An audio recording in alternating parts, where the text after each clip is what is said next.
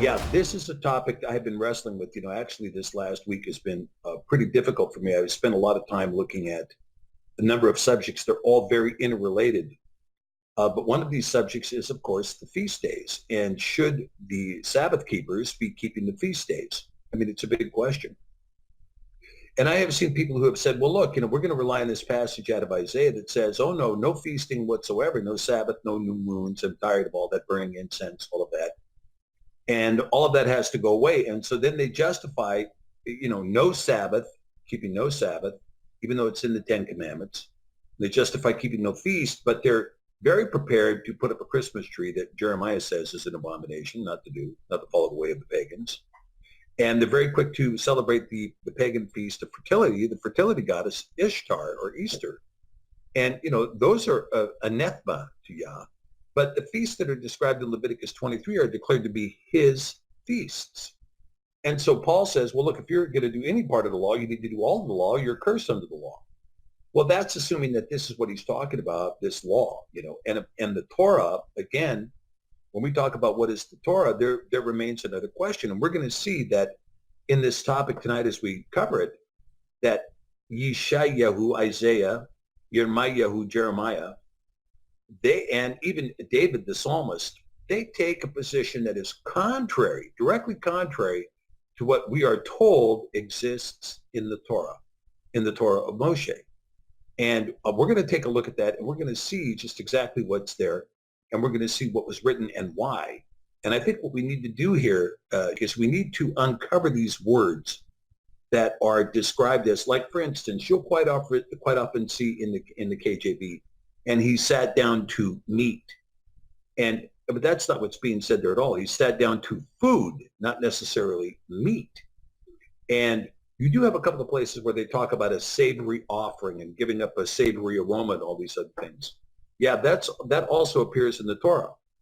But when we talk about these feast days, these elaborate discussions of these offerings that are being made, what is actually going on there in Hebrew and what is actually being said? And I think what we're going to find is that there is, I think, an overwhelming bloodlust inside the house of Yasharel.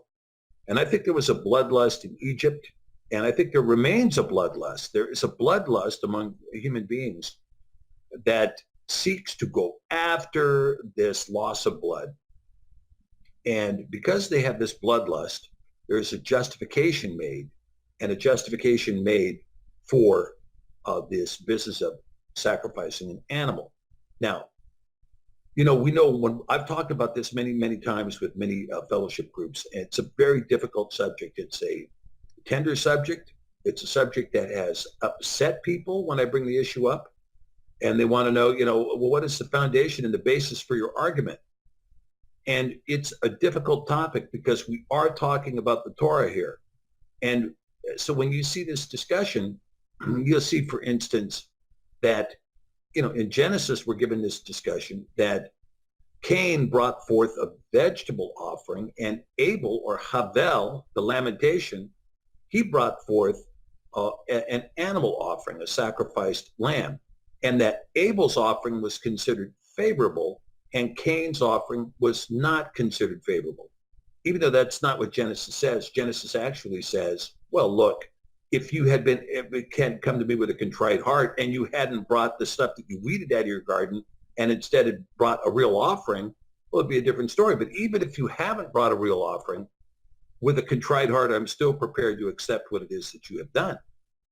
And Cain, could care less. Now, there are many commentators who have said, well, look, that story was actually switched by the later authors as they, the people who were practicing animal sacrifice, switched the story that really it was Abel who gave the vegetable offering or the fruit offering, and it was Cain who gave the animal offering. Now, there's nothing to support that anywhere.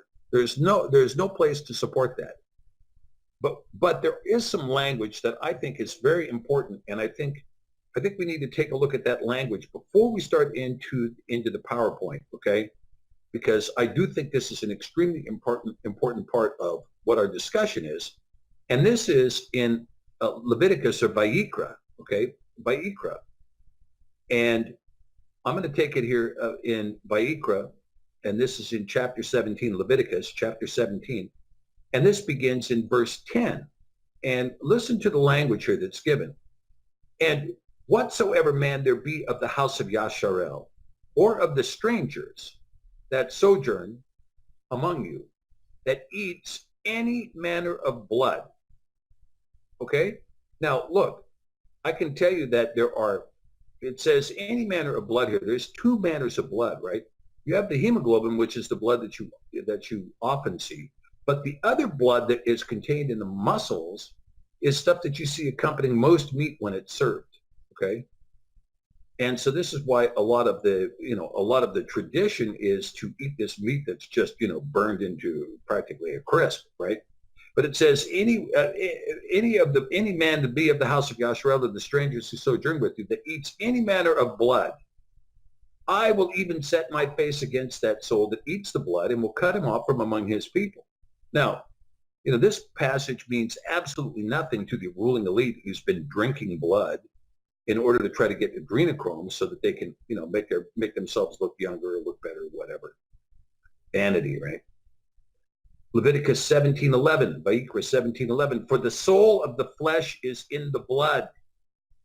He and I have given it to you upon the altar to make an atonement for your souls, for it is the blood of him that makes an atonement in the soul.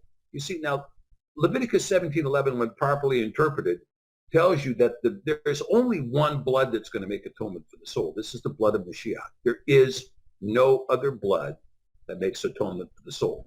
This is what the writer in Ivriym, or the book of Hebrews, is going to tell you. There's no other blood that makes atonement for the soul. If there was, why do you keep doing it year after year after year? And this was the question that was asked in the book of Ivriym. Why do you keep doing it year after year after year if it makes atonement? But there is one blood that does. He and I have given it upon the altar to make an atonement for your souls. For it is the blood of him that makes an atonement in the soul.